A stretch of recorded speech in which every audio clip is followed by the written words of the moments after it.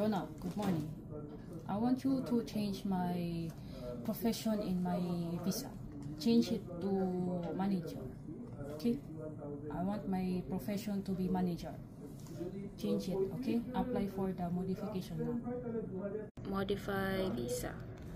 Okay, sir.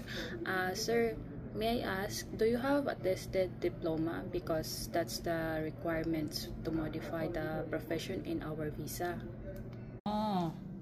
Attested diploma. No, I don't have attested diploma.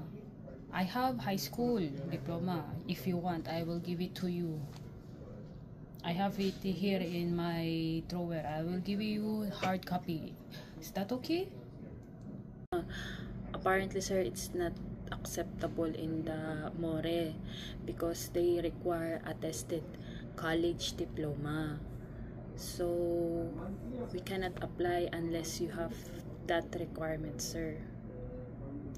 Hush. Ja. Cannot apply? Rasa. Never mind. Forget. Okay. Continue your work. Guys, good morning.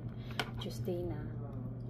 So, in regards with attested diploma, yun po ay attested college diploma. Since nasa Pinas tayo, apostle yung tawag doon sa atin. Tapos, pag ikaw ay gustong magpunta dito sa Dubai, kung meron ka namang college diploma, ipa-attest mo na yan dyan sa Pinas. Tapos, pagdating mo sa Dubai, papa-attest mo din yan para in the near future, katrabaho kayo sa Dubai, naging maganda performance mo, tapos naging manager ka.